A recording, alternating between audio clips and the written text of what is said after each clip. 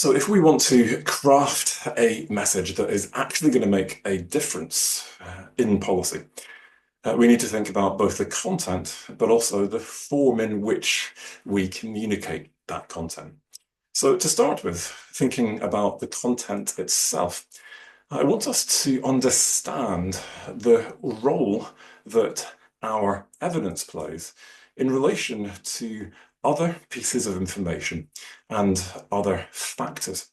And I'm going to suggest that the most important thing that you need to understand if you are going to be able to develop the kind of content based on your evidence that will actually be influential, will really make a difference, you need to understand that there is no such thing as evidence-based policy, or at least there's no such thing as purely evidence-based policy, and there should be no such thing. Not if we believe in democracy rather than technocracy, at least. Because on the top left segment of this diagram, of course, we as researchers have evidence. But it's important to remember that there are other researchers with other evidence. And to present our research from our latest project, our latest paper in isolation from that wider evidence base, I'm going to suggest is not a responsible approach to communicating evidence. Now, it may be that we believe, and we are very clear that this is the best study to date, the most comprehensive, the most useful, the most accurate, or whatever it might be. But when our policy colleagues go back to the evidence, they may well see other studies which look, at least to them, equally credible, that have a different result. And what do they do with that? Do they conclude that actually we were hoodwinking them? Or do they understand, of course, as we understand, that there will always be different answers out there, depending on entirely legitimate things, like the methods that you use, the time horizon, the model, the assumptions that you built into that model. Okay, great. And they may fully understand that, but they may not have the time or in some cases the ability to do the kind of evidence synthesis that can sort out the wheat from the chaff. And maybe your study is the best, but how do they know that? And so my suggestion is that at minimum, if you are presenting your study, that you put this in the context of the wider evidence base in narrative form. You are an expert in your field, you understand the other key studies, the other key findings, the different perspectives that you will find in the literature.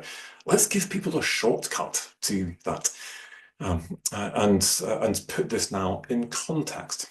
We will be trusted, and we will also be doing our policy colleagues a favour because we're doing their job for them rather than them trusting us too much. And there is such a thing as too much trust in this space. A paper back from 2018 that presented some quite compelling evidence based on interviews with policy colleagues that actually there is such a thing as too much trust when people blindly implement the findings of studies without doing that broader research and taking into account other perspectives. So we're doing them a favour. And to do this may actually, just going to stop sharing for a moment because I'm not talking about the other ones yet. To do this actually could take a bit of courage on your part because your funder could well be telling you, you have to write a policy brief about this study with our logo on the front of it, not about the rest of the research that's been done in this area. That's the point. And my response now is, yes, I'll write a policy brief, but I will contextualize it. And it may just simply be that our study, especially if it's not finished yet, a lot of funders expect you to publish policy briefs before you've completed the research, which is also problematic, I'm going to suggest. There is no evidence yet. Great, here's our study, and we're featuring our study, our ongoing research in the context of what the wider literature says, and actually my policy options are based on that wider literature, not just on our study, especially if it hasn't concluded yet. So a bit of pushback is sometimes required. Of course, if you have time to actually do a rapid evidence synthesis, you're talking a week's work full time using a fairly pared down, very focused evidence synthesis, which depending on your topic may or may not be possible, but a lot of work. If you do have time to do that, then that is even more useful for policy and even more responsible.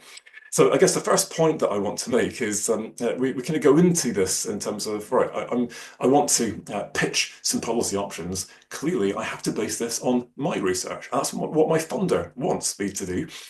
And that's what I want to do. That's good for my career. But actually, is that the most responsible thing to do? And I would say, no, it's not. So we take evidence from across the evidence base and we synthesize that as well as we can with the limited time we have, but we don't keep our work in isolation.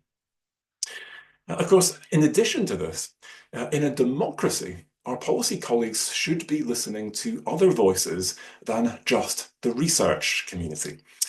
And this speaks to a deeper issue around the power that we hold and the privileged access that we have to our policy colleagues compared to whoever it is that lives next door to you or over the road from your office right now. And what do we do with that power? Do we try and shore up our power base and say, yes, listen only to people like me? Or do we actually redirect the gaze of our policy colleagues to the most marginalized in society, to those who will be impacted most by this policy, if it works or if it goes wrong, to the people who are being affected by the issue that our policy colleagues are trying to solve with our help? Because we often assume that our policy colleagues will do that work. They'll do a consultation. That's their job, not mine. And yes, in an ideal world, they will. But have a look at a consultation and try and decipher what it is actually asking you about if it's not in your own field. And you'll realize there's a lot of technical jargon in these consultations. And even then, there are so many questions. And most people don't realize that you can, if you want, just answer one question. And now I've got 30 unintelligible questions. Most people give up the will before they get to the end of that consultation. And I'm going to suggest that part of our task is not only to recognize that there are and should be other voices, but to actually, at minimum, represent some of those voices alongside our research, or ideally even give voice to those people, give them access to the corridors of power that we are able to walk in. And now we have our research in the context of the broader research base, alongside all of these other perspectives, the lived experience of real people who are experiencing these issues or who might be impacted by these policies. And whether or not you agree with these people, these are still valid and it is still important as part of a responsible policy decision-making process to weigh these voices next to the research. And what we can do in doing this is in particular to represent and give voice to those more marginalized voices who may not be well enough organized, well enough represented, have the money to pay the lobbyists to represent their views, and we can then bring them into the debate as well. The third of these factors, oops, if I can call them that was not my plan. Let's try and go back to this. There we are. Is the professional experience and judgment of our policy colleagues. And we ignore this at our peril. And so if you are trying to craft these policy options for your pitch, now we need to not only look at our research, the wider evidence, and the different perspectives that might be out there in terms of how these messages might land for or land with or impact different groups. We're now also taking into account the judgment of our policy colleagues, their experience that tells them, yeah, technically I can see how this would work, but politically, there's no way this would ever fly. Not with this colour of government, not with this particular minister, not with this budget settlement, or whatever else it might be. And that experience and judgment is critical.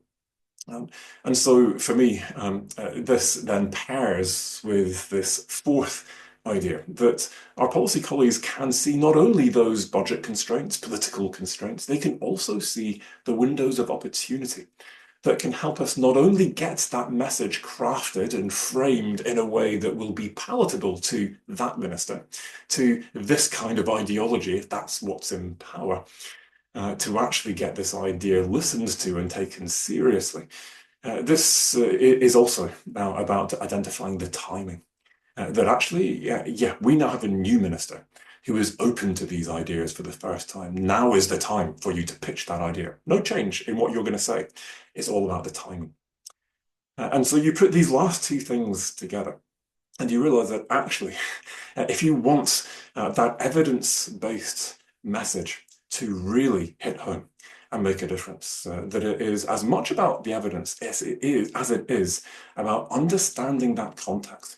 And so the only way you're going to be able to craft the content that is really going to resonate and impact is to actually co-produce this with your policy colleagues. Now, I'm going to put a link, I think, to this LSE Impact blog, if I may. And that's a way that you can easily digest and then get to our paper. I'm not going to go through this, but when I talk about policy colleagues, I'm talking very broadly here. And in two categories, essentially, I'm talking about the policy community, which is composed of politicians and civil servants. And I'm talking about policy networks as well. People who are not politicians, they're not in the civil service, in some kind of frontline agency, anything like that.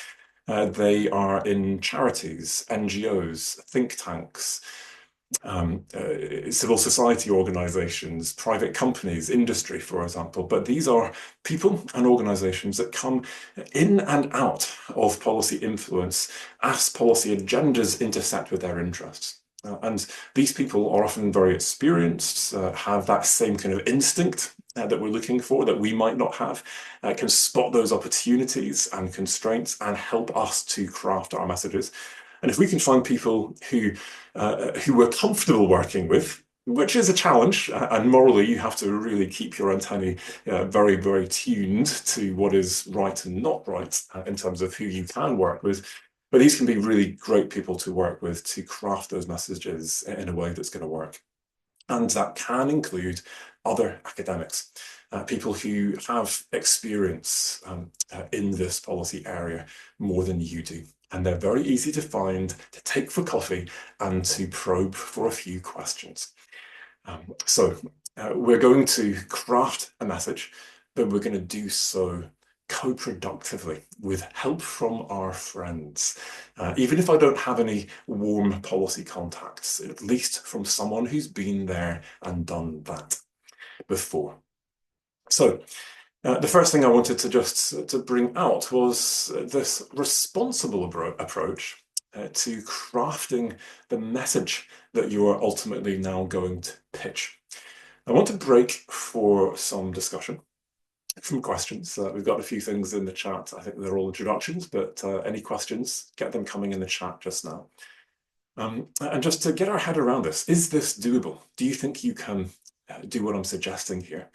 And this is a real departure from what most of us do. We start with the evidence and we try and work out what's relevant. Yeah, in this case, we start with working out who is relevant and talking to those people, and they tell us what are the evidence gaps the policy needs, and we then go to our evidence and whatever other evidence is relevant to try and craft with them something that will actually be helpful. Yeah, so we're turning this whole thing on its head. So thoughts, feedback, questions in terms of how we might craft this. Hi, Lynn. Set up very well this morning. I think it was just too long to type, so that's why I haven't typed into the chat. But I think the thing that kind of worries me is that we're always, as researchers, so worried about the detail, aren't we, and getting it right in our papers and getting it really precise. And it feels a little bit, I think my concern that I've got to try and live with maybe is that the policy brief isn't it's not going to have all that precision in it, and maybe we've got to let go of that precision a little bit. So I'm going to try and look at the right camera. I'm a bit worried about losing the precision a little bit when it goes to a policy brief, and that you're selecting bits out of research, and that feels really counterintuitive for researchers. So I think that's the bit I'm trying to get my head round. It's maybe more about my comfort than the reality of it. But that's what worries me a little bit. And I just couldn't face typing all of that into the chat. No, Sorry. no, thank you, Lynn. I appreciate. Yeah, and I think it is good to be worried about that. And I think the point at which you stop worrying about the details and the accuracy of what you're saying is a point at which we don't want to be going, really. So yeah, that is a worry and that is a problem. But I would encourage you to stay concerned. And then the question is, right, how do we represent all of that complexity? Uh, and often, more problematically, uncertainty. We're just not sure yet, and we're being asked for clarity, and we don't have that clarity. And I think that part of our job sometimes is to push back on the lobbyists of this world who will claim false certainty and easy answers, and to start saying, yeah, um, but here's what could go wrong because we don't know this. And what we can do is rather than just say, we don't know, give us more money to do research, we can start to be a little bit more precise in terms of exactly what we do know versus what we don't know. And it may be that actually you can move forward to an extent on this issue based on this part of the evidence base, because we do know about this, we just don't know about everything else. Um, and that's one approach to this. The other approach to this is to say, well, we know some stuff, but we're not sure enough yet, so this could go wrong. We've got a fairly good idea it's going to go like this, but we don't have a level of certainty such that we would be comfortable making a recommendation at a national scale. But maybe actually the next step, rather than funding a 3-year research project, is to do some kind of piloting work. Actually, we've got a good enough sense from the research. It's probably going to work in the real world, but let's actually try it. But let's do it on a pilot basis that's locked down, it's small, it's carefully managed. We can cancel this instantly if it looks like it's going in the wrong direction. We're going to look at this very carefully. And actually, maybe there's a paper in that designed effectively. Um,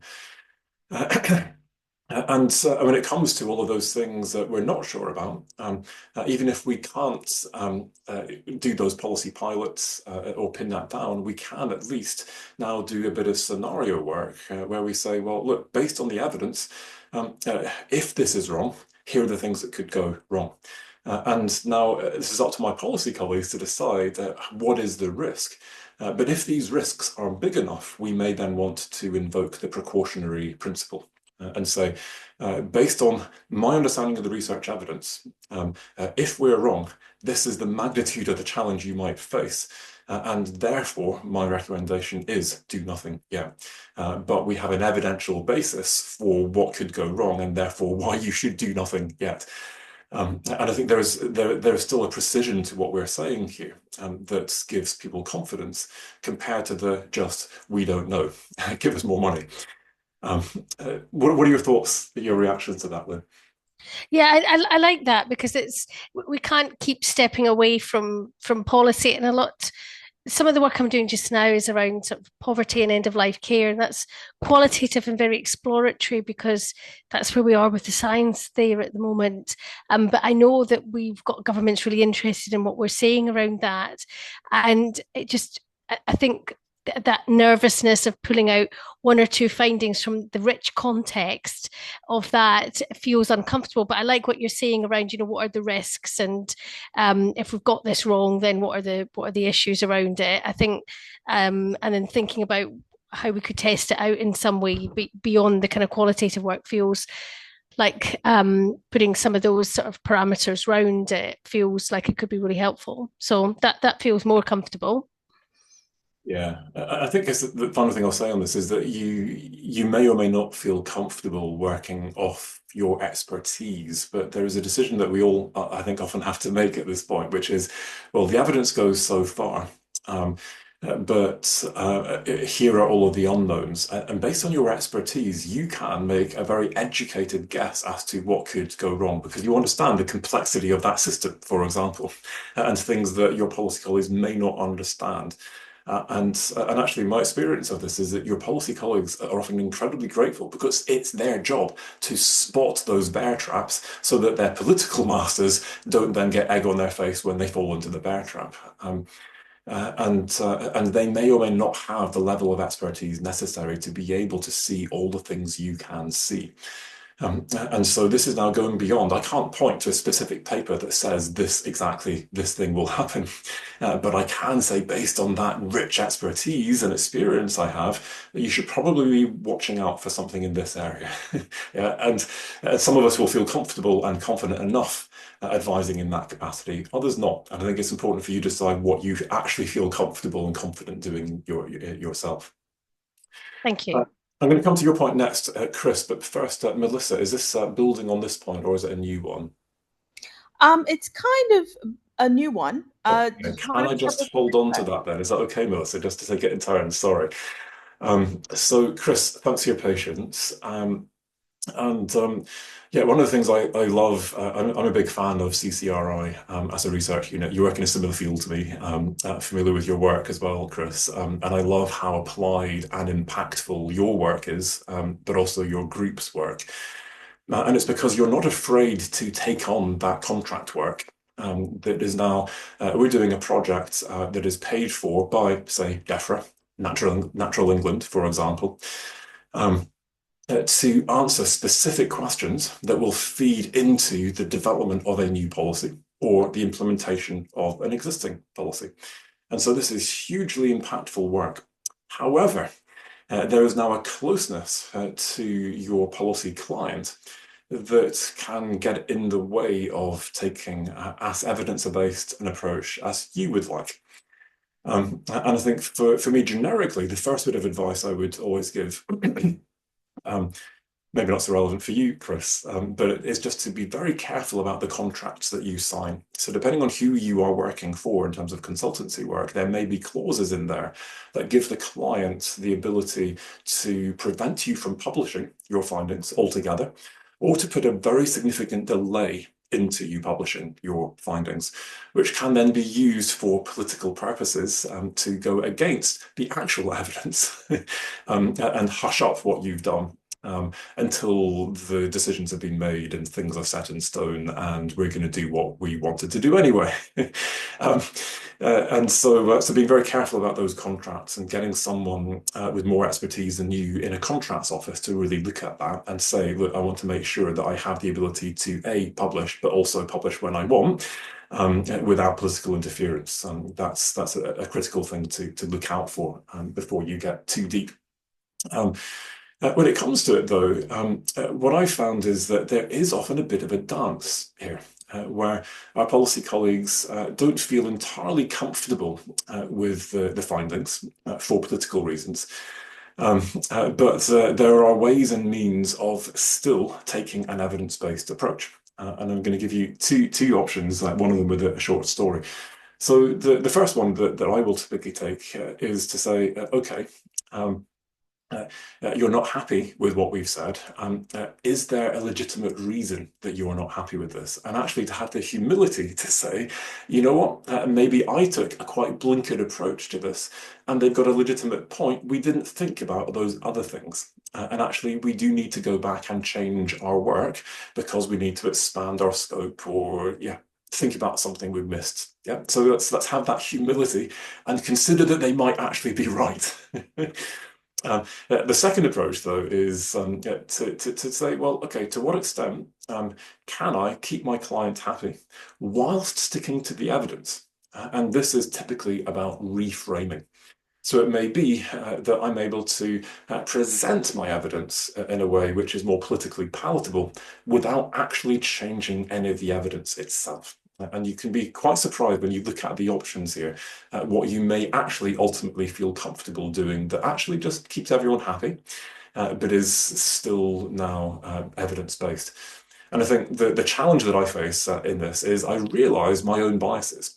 I framed it in this way because I have certain values, morals, ideologies, beliefs, biases, prejudices, and actually, yeah, you know what? If I'm being even-handed, there is an equally legitimate but alternative framing, and I should be open to that.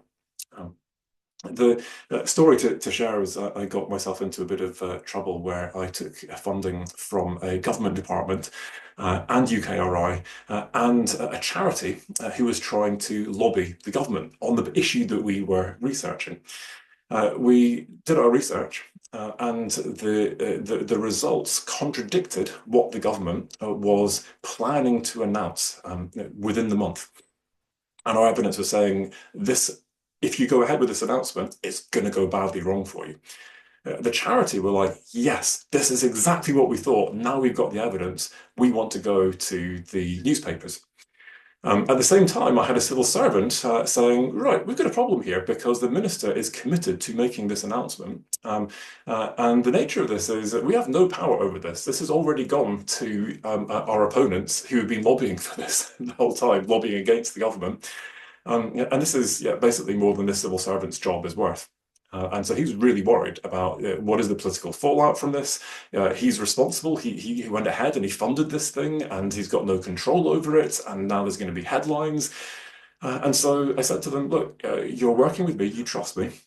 How about head of the NGO, head of the charity, you don't go to the newspapers if the civil servants can give you some assurances that we will ultimately take an evidence-based approach. Now, the heart of the civil servants, as always, is clearly we want to follow the evidence. But they also have this expertise in managing the politics. And so my civil servant colleagues said, look, for various reasons, this announcement has to go ahead. But we are going to make sure that the minister words this in such a way that this is a direction of travel that will be revisited and checked, and not a firm, concrete policy announcement. And so they created the wiggle room.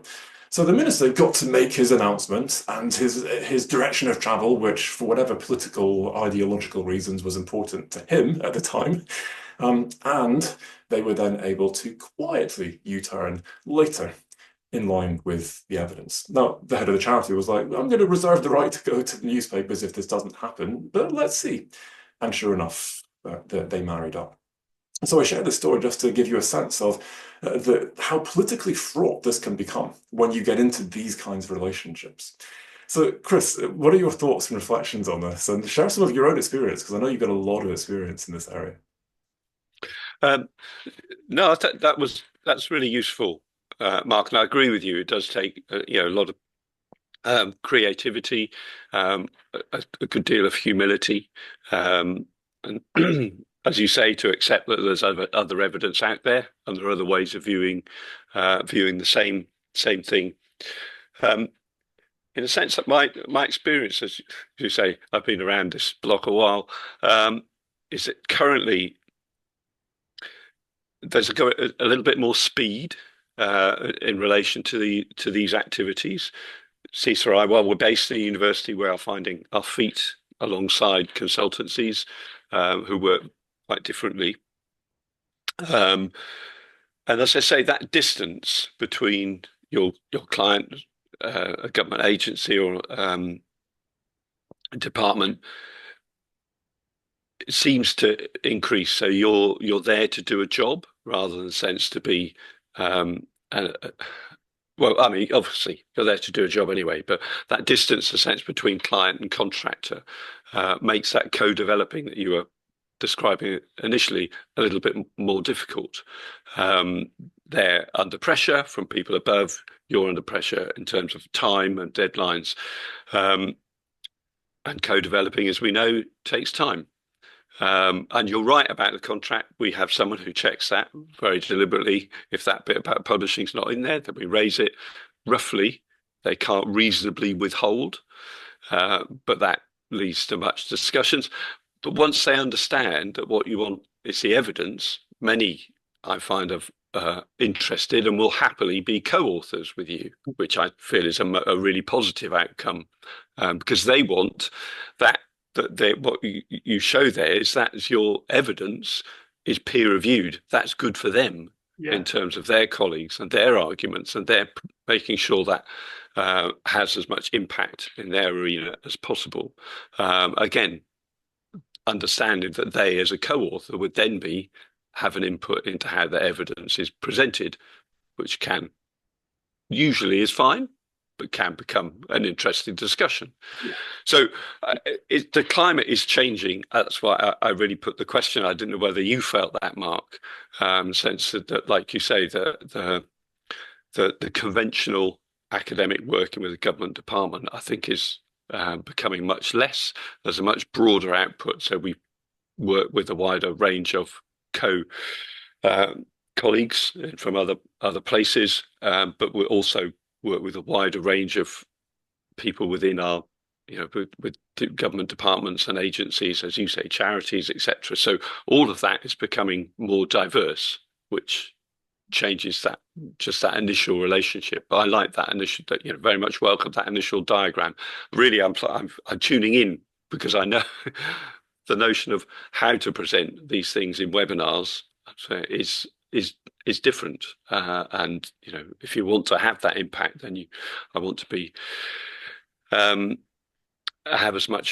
make as much use as the evidence as possible.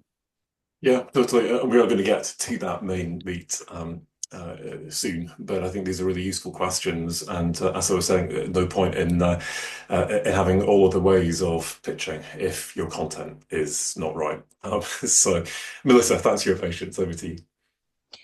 Thanks, Mark. I think I'm coming in here to seek your advice here from you and others. So I'm from a research standpoint. So I have just made a pitch that has gotten attention. So my intervention has attracted. It has the evidence backing, and it's attracted NHS Public Health, and they're going to give me a pot of money to run this intervention of.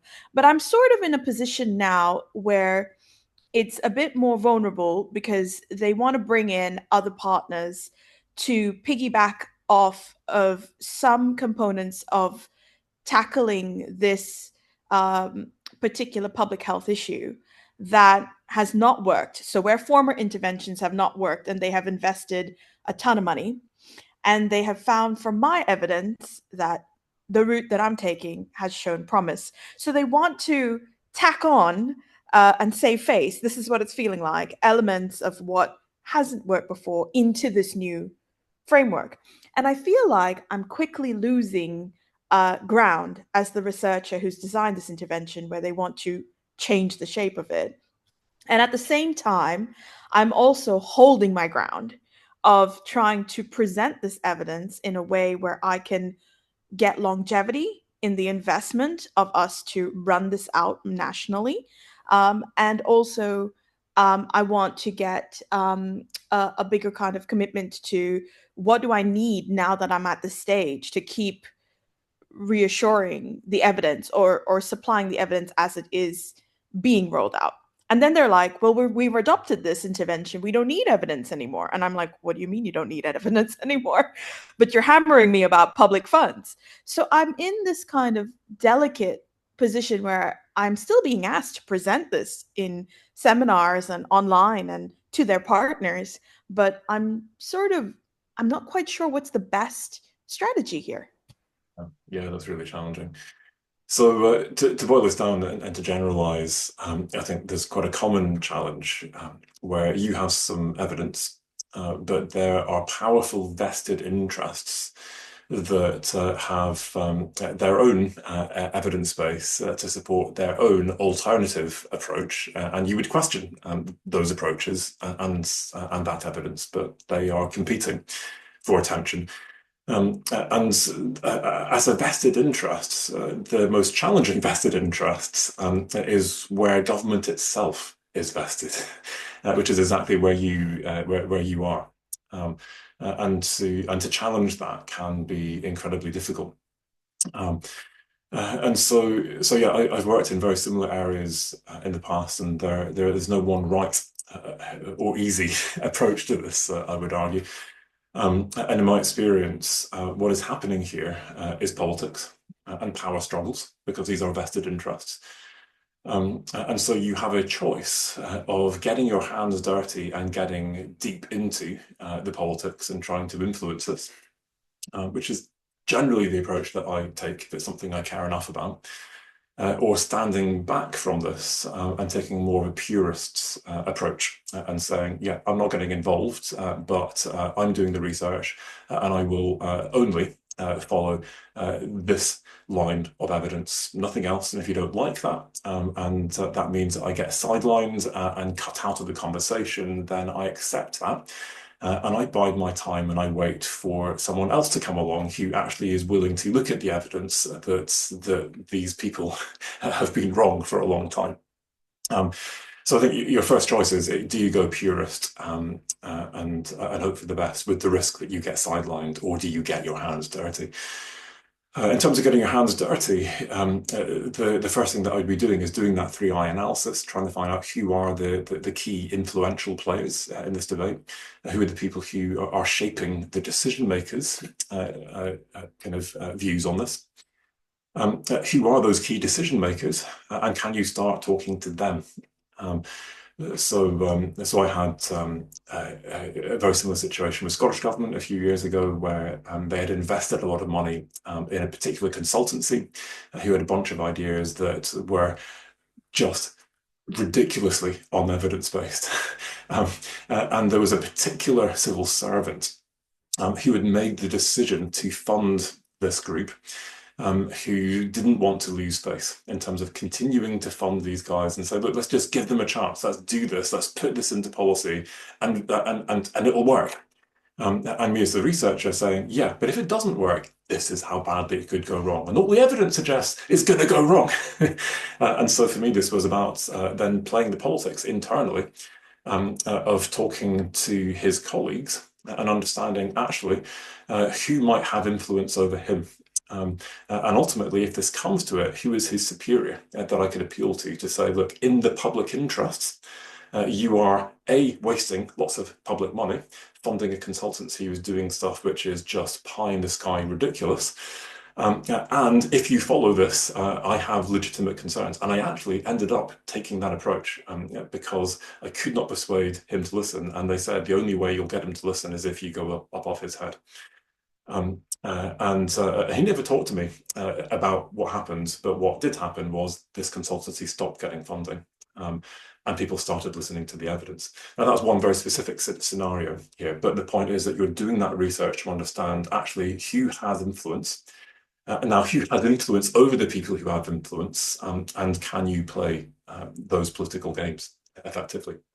The most recent one, again, the Scottish Government told us, we have funded this group and they are going to be the ones who are kind of at the forefront of this new policy approach that we're taking. We want you to work with them. And we were like, we're taking a different approach and our approach is more rigorous. Actually, we're competing with them and there are commercial interests involved. So no, we will not collaborate. And if you want to put them front and center of your policy, be our guest. We will stand aside and we will go down the commercial route and we'll prove you that you're wrong. And we've yet to prove them that they're wrong, but yeah, and that's very much playing the games, and that is not for the faint-hearted. You can go wrong. What are your thoughts, Melissa? I think I am more into the political strategy of it. So I'm thinking of maybe I need to drum up some attention on how their current investment is failing. So if I can get some attention highlighting how that is falling apart, then maybe I would be put under less pressure to conform. So maybe that may not need to come directly from me. I don't know, get a couple of RAs to write some blogs. So it might be another way around. Yeah, so generically, if you've seen to my other trainings, you'll see that I talk about different roles you can take, and there is the advocate versus the campaigner, and what I'm describing here is that insider approach. But when that doesn't work, an alternative legitimate approach is an outsider approach, where we're now trying to raise the profile, and it's up to you how visible you want to be. But this is about forming coalitions. Again, that 3I analysis tells you these are the key organizations, and now you make a political bet. They have the power to U-turn this. They have the power to shame and blame whoever it is in government who's making bad decisions. And actually, I'm getting behind that and giving them my evidence instead. Even less for the faint-hearted, but definitely an option. Let's see, a couple of last ones, and then we'll move on if that's okay. So, Rachel, a very common challenge. Your particular area is a classic in terms of, certainly in the UK, finding governments that are willing to take you on with this. So what I'm going to suggest is, does this generalize this? What if you were doing research and the ideology of the government in charge means that they will not listen to the evidence? The evidence is clear. The policy is going against the evidence, but for political reasons, no one will listen. So first of all, you can bide your time. So this government won't listen, but maybe there's going to be an election.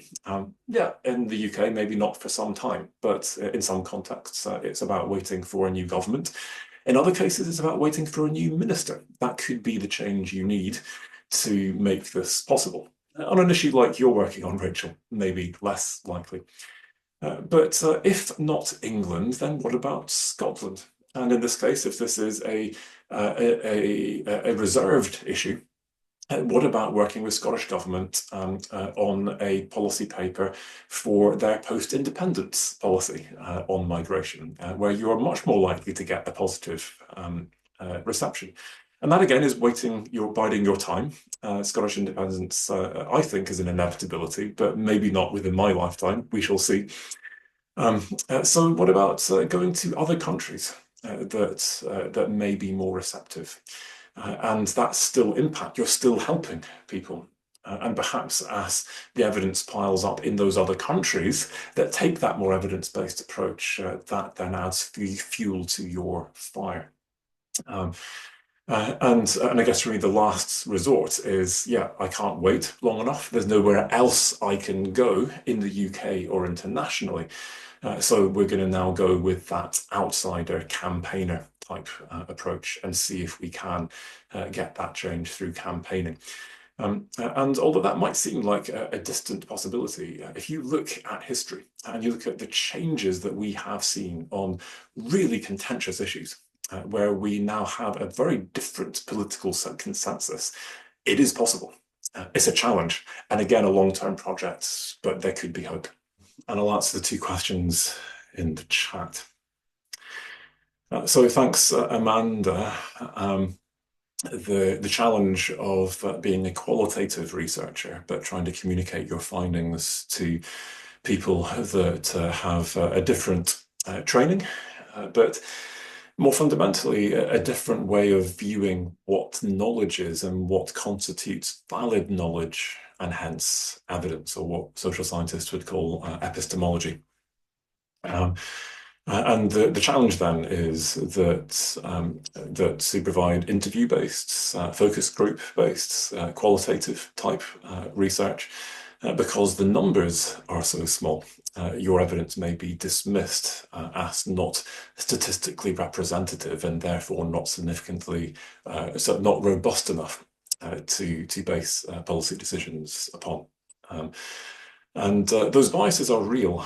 I tend to find that they are particularly real in departments like DEFRA, DESNES in England, and teams working on those kinds of issues where you have a lot of people who have that natural science, for example, or physical science training.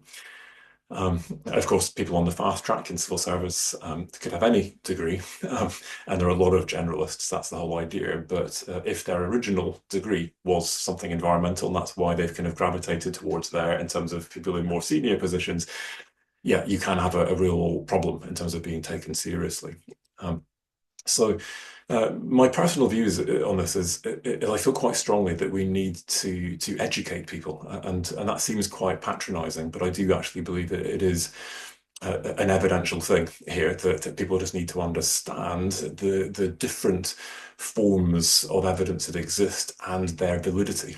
And so what I tend to do is I take a Trojan horse model, where if I've got a hard audience, I will present from other people's work the numbers, the graphs, the stats, and contextualize this and be useful, be relevant.